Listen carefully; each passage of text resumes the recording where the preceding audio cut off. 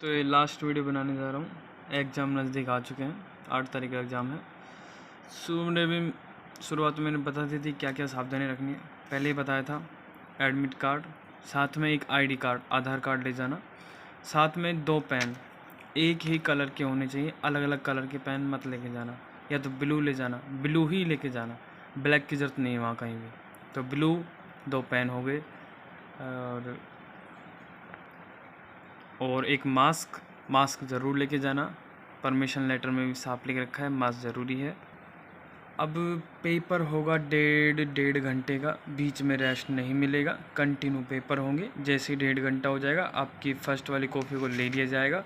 Coffee इतनी बड़ी size की आएगी। कॉफ़ी में जो उत्तर पुस्तिका होगी उसमें कुछ इस तरह से कुछ चीज़ें फिल करनी रहेगी, जो कि मैंने पिछली वीडियो में बता दी थी। एक बार फिर बता देता हूँ। एग्जामिनेशन लिखा होगा, या फिर ये एग्जामिनेशन के बारे में एक बार दोबारा टीचर से पूछ लेना, इसके लिए मेरे को कंफर्म नहीं है। पर शुरुआत में जो भी लिखा होगा वहाँ पे ज़्यादातर बीए पार्ट सेकेंडरी लिखा आएगा। उसके बाद पेपर आपका कौन सा हो रहा है। फर्स्ट टाइम आपका फर्स्ट पेपर होगा और सेकेंड टाइम यहाँ पे सेकेंड लिखना है। सब्जेक्ट, जिस सब्जेक्ट का पेपर है, यानी कि हिंदी लिटरेचर का है तो हिंदी लिटरेचर लिखिए। पेपर कोड मैंने बताया था, परमिशन लेटर में पेपर कोड कहाँ मिलेंगे। परमिशन लेटर में पेपर कोड मैंने पिछली वीडियो में बताया था कि परमिशन लेटर में पेपर कोड हमेशा, पेपर कोड नहीं, सॉरी, पेपर कोड तो ये रहे, पेपर कोड, सेंटर कोड, हाँ सेंटर कोड तो यहाँ मिलेंगे। सेंटर नेम के आगे कुछ लिखा होगा, ऐसे 125 ऐसे कुछ भी लिखा होगा, ठीक है, वो तो हो गए सेंटर कोड। और पेपर कोड, जिस सब्जेक्ट का पेपर होगा वो पेपर कोड यहाँ पे लिखे होंगे, ये इस तरह से। ज्योग्राफी का पेपर कोड 2128, पॉलिटिकल का 2108, हिस्ट्री का 2109। इस तरह से आपके सब्जेक्ट के यहाँ भी लिखे होंगे। डे ऑफ एग्ज़ाम, किस वार का एग्ज़ाम है वो वार याद रख के जाना, और हो सके तो स्पेलिंग लिख के, स्पेलिंग याद करके जाना है उस वार की स्पेलिंग क्या होगी, क्योंकि मुझे याद नहीं रहती इसलिए बता रहा हूँ, वैसे सबको याद रहती है। डेट ऑफ एग्ज़ाम, डेट इस तरह लिखनी है, बता दिया था। रोल नंबर मैंने आपको पहले ही बताया था, इस तरह के खाने आएंगे और उसके नीचे ऐसे गोला करने का आएगा, जिस तरह OMR सीट में आता है। पहले बताया था कि शुरुआत में 0 लगाना है, लेकिन जैसे रोल नंबर यहाँ से लिखना स्टार्ट करना, पीछे से 4 6 5 9 2 0 2, फिर लास्ट में जितने भी खाने आगे बच जाएंगे, कॉलम खाली बच जाएंगे, उनमें 0 लिख देना है। 0 के नीचे 0 फिल करना है, 2 के नीचे 2 को फिल करना है, 0 के नीचे जी को, 9 के नीचे 9 को फिल करना, 5 के नीचे 5 को फिल करना। एंड रोल नंबर, ईयर और नंबर, ये एंड रोल नंबर ये रहे। ईयर 2019 यानी सिर्फ 19 लिखना है, और एंड रोल नंबर ये रहे 4604, ठीक है। इस तरह 4604 को भी इस तरह नहीं लिखना है भाई, यहाँ से लिखने शुरू कर दिया 4 6, नहीं, पीछे से 4 0 6 4, और आगे जो कॉलम बचते हैं उनमें लिखना है 0 0 के नीचे 0 फिल करना है। यहाँ पे ईयर में सिर्फ 19 लिखा जाएगा। ये इसलिए बता रहा हूँ ताकि आपके 5-10 मिनट ख़राब ना हो, क्योंकि टीचर इसे बताने में कम से कम 10-15 मिनट ख़राब कर देंगे, और हमें हमारी 1 मिनट भी ख़राब नहीं करनी है, ठीक है। बात करते हैं सेंटर कोड, वही सेंटर कोड आएंगे, बस 1 2 3 इसमें कॉलम में लिखना होगा, और इसके नीचे गोले लगाने होंगे, जिस तरह 1 के नीचे 1 गोला भर देना, 2 के नीचे 2 का गोला भर देना। पेपर कोड भी मैंने बता दिया कहाँ मिलेगा, सब्जेक्ट के आगे उस तरह भर देना। डेट बता दी, सब्जेक्ट यहाँ पे लिख देना, और कैंडिडेट ऑफ सिग्नेचर या सिग्नेचर ऑफ कैंडिडेट लिखा होगा, वहाँ पे अपने सिग्नेचर कर देना। कोई चीज़ समझना है तो टीचर से पूछ लेना। ये इसलिए बता रहा था जल्दी ताकि आपके 10 मिनट बच जाएँ। देखो 1.5 घंटे का पेपर है, 1.5 घंटे में 1.5 घंटे का पेपर है, यानी 30 मिनट का, 1 घंटे और 30 मिनट का पेपर है। इसमें जो खेल खेल सकते हो उतना खेल लो, और नहीं तो फिर वही सबके पास वही 1.5 घंटा लगेगा, इसलिए बता रहा हूँ। पन्ने, एक बात, दोनों सब्जेक्ट के पेपर एक ही दिन में होंगे और एक ही साथ होंगे, ठीक है।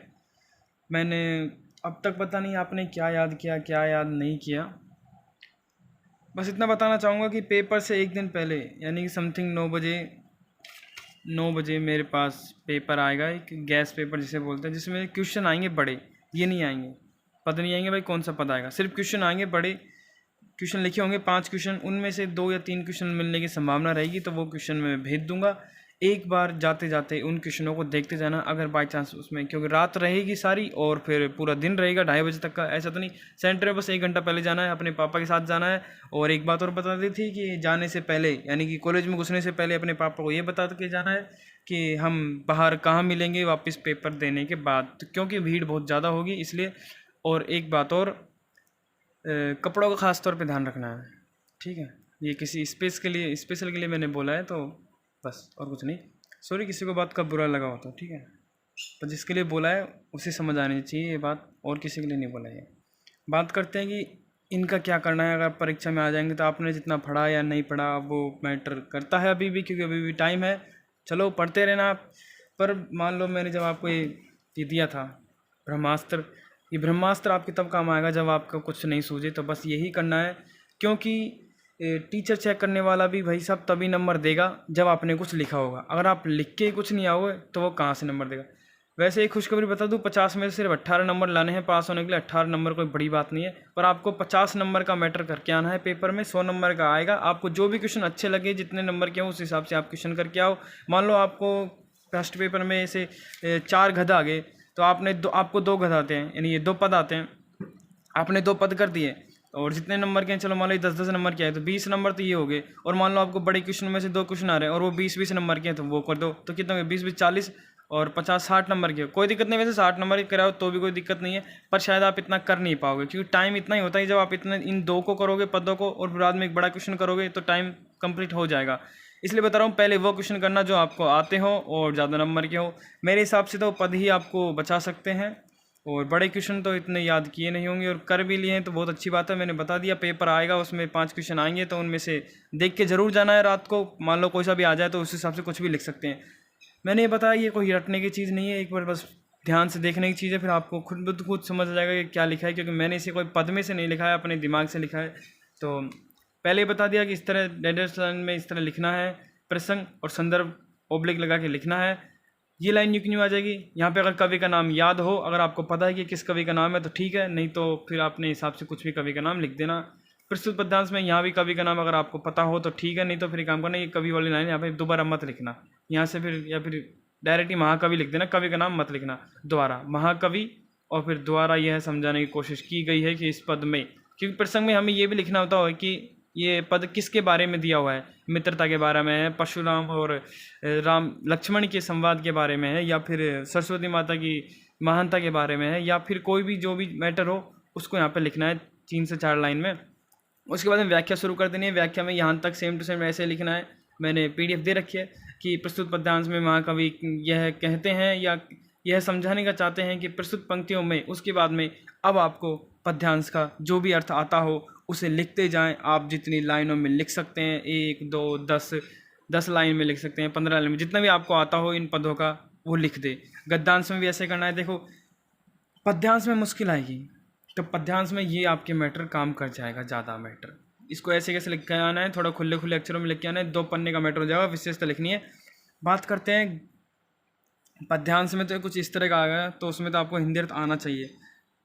और अगर गद्यांश में बिल्कुल भी ढील मत छोड़ना, अगर नहीं आता है समझ कुछ भी, तो इसी को ही सेम टू सेम लिख के आ जाना, सेम टू सेम इसको लिख के आ जाना। हो सके तो थोड़ा बहुत बीच बीच में का, की, ऊ, आ, ए और लगा देना जो आपके हिसाब से हो, और नहीं तो यहाँ के बाद में सेम टू सेम ऐसे लिख के आना, और बाद में अपना यहीं से ये रटन विद्या स्टार्ट कर देना लिखना। बस ये है, ये पन्ना भर के आना है। पन्ना नहीं भर के आओगे तो भाई टीचर नंबर कहाँ से देगा। मान लो अगर आपके 17 मान लो 12 नंबर आ रहे हैं, 2 नंबर ही नहीं, मान लो 13 नंबर आ रहे हैं, 4-5 नंबर की कमी रह गई, और टीचर देना चाहता है तो कहाँ से देगा। और वैसे भी लड़कियों को तो टीचर BA में फेल नहीं करते हैं, बहुत कम फिर टीचर्स होते हैं जो लड़कियों को फेल करते हैं, नहीं तो लड़कियों को ज़्यादातर तो पास ही कर देते हैं, बस लड़कों को ही फेल करते हैं। ऐसा में मेरे हिसाब से कह रहे हैं, ऐसा कोई ज़रूरी नहीं है भाई फेल नहीं करते, किसी को भी फेल कर सकते हैं। तो मैं तो बस ये बोलने की कोशिश कर रहा हूँ कि पन्ने भरे होंगे, अगर अपन ने 3-4 क्वेश्चन किए होंगे तो टीचर का भी मन करेगा हाँ भाई बच्चे ने कुछ लिखा है, तो उसको नंबर दे देते हैं। 10 नंबर के में से दे देगा, 5 नंबर दे देगा, 6 नंबर दे देगा, 8 नंबर दे देगा। इसलिए बोल रहा हूँ कि कुछ ना आए तो इस तरह से मैटर को लिख के आना है, इसको विशेष तौर पे ध्यान रख के लेके जाना है। अब ये भी समझना है तो भाई इसको तो रट ले जाना, यही रामबाण इलाज है। लास्ट मैंने पहले बताया, अगर मेरा तरीका अच्छा लगे तो ये बहुत फ़ायदा करेगा। विशेषता में मैंने बताया था कि कुछ भी जो पद की विशेषता हो, क्योंकि जब आपने व्याख्या लिखी है तो कुछ 2-3 लाइन विशेषताओं में लिख देना, उसके बाद में इस तरह से। और हाँ एक बात और, अगर मान लो आपको कुछ पद का नहीं समझ आ रहा, 2-3 लाइन लिख पाए आप, 4-5 लाइन लिख पाए, तो फिर अपने हिसाब से जो भी मन हो वो लिख देना। इसी तरह इसी को बना देना, उसके प्रति अपना भाव प्रेम प्रस्तुत करने का उजागर करना चाहता है, कवि इन पंक्तियों के दोबारा लिखना शुरू कर देना। जैसे कवि अपनी पंक्तियों द्वारा इन इन महत्वपूर्ण बिंदु, जैसे आपने पहले लिख दिया कि भाई इसमें राम लक्ष्मण के संवाद के बारे में ये बताया गया है, या फिर मित्रता के बारे में ये बताया गया है, फिर बाद में जब आपका पूरा मैटर हो जाए दोबारा लिखना शुरू कर दो कि इन इन महत्वपूर्ण बिंदुओं में इसमें विशेष तौर पे ध्यान आकर्षित किया गया है, और फिर उन बिंदुओं को लिख दो, कंटिन्यू। और कुछ इनमें महत्वपूर्ण बिंदु हैं जिन पे विशेष तौर पे ध्यान आकर्षण किया गया। इस तरह से बना बना के लिखते जाना। वैसे ये बहुत है, अगर आप इसको भी लिख के आओगे तो मेरी बात मानो तो क्वेश्चन आप नहीं कर पाओगे। इसलिए बोल रहा था पद को मत छोड़ना। पद की एक विशेषता और है, मैंने पहले बताई थी कि मान लो क्वेश्चन पहला आया, पहले क्वेश्चन में एक पद दे दिया और लगा के दूसरा पद दे दिया। अगर आपको ये आ रहा है, ये नहीं आ रहा है, और अगर दोनों आ रहे हैं तो दोनों करके आने हैं, क्योंकि सबके नंबर अलग अलग मिलेंगे। पेपर में शुरुआत में नोट्स में लिखा होगा आप दोनों कर सकते हैं। अगर आपको दोनों आ रहे हैं तो दोनों के अलग अलग नंबर, मतलब पहला नंबर क्वेश्चन 10 नंबर का है, तो ये मत सोचना भाई इसको करेंगे और इसको भी करेंगे तो 10 ही मिलेंगे। नहीं, इसके भी 10 मिल जाएंगे, अलग से 10 इसको भी मिल जाएंगे। पद मेरे हिसाब से 4 आते हैं तो 4 बहुत होते हैं। अगर 4 पद करे तो बस नहीं पार है, ज़िंदगी पार है। एक बात और बोलना चाहूँगा कि जो पद्यांश में जो छोटे होते हैं क्वेश्चन, ये ज़्यादा निबंधात्मक नहीं है, ये वाले लघुरात्मक प्रश्न एक होते हैं, अति लघुरात्मक प्रश्न, ये ज़्यादा बड़े नहीं होते। देखो इतने से होते हैं ये, इनको पढ़ जाना। क्योंकि मान लो जो मैं 5 क्वेश्चन देंगा, अगर 5 क्वेश्चन दूंगा 9 बजे एक रात पहले, तो उनमें से मान लो एक क्वेश्चन आ जाए तो थोड़ा बहुत अपने इसमें से लिख के आओगे, थोड़ा बहुत लिख के आओगे तो नंबर मिल जाएंगे। और ये जो अति लघुरात्मक क्वेश्चन है, इनको भी एक बार पढ़ जाओ, एक बार पढ़ोगे कुछ तो समझ आ जाएगा, फिर अपने हिसाब से लिख के आ जाना। ये पद्यांश वाली बात हुई। और एक गद्यांश था, ये पद्यांश है। पद्यांश में भी बड़े क्वेश्चन अगर आप पढ़ सको तो ठीक है, नहीं तो फिर मैं बता रहा था कि ये छोटे वाले क्वेश्चन ज़रूर पढ़ जाना। 10 नंबर के आते हैं, मान लो कोई सा आ जाए और मिल जाए नंबर, क्या दिक्कत आ रही है। मान लो आपने पेपर में 50% नंबर का सोल्व कर दिया और अभी आपके पास 15-20 मिनट बच रही है, तब आप क्या करें? तब आप बड़े क्वेश्चनों पे ज़्यादा अटैक मत करना, तब आप छोटे क्वेश्चनों को पकड़ना। जैसे पहले क्वेश्चन में दिया होगा, अगर इस तरह से छोटे क्वेश्चन आते हैं कि भाई इसमें ये क्या है, ये क्या है, तो उनको पकड़ लेना और उनको कर लेना। और जैसे आपका अगर टाइम सूटेबल है तो आप बड़े भी कर सकते हैं।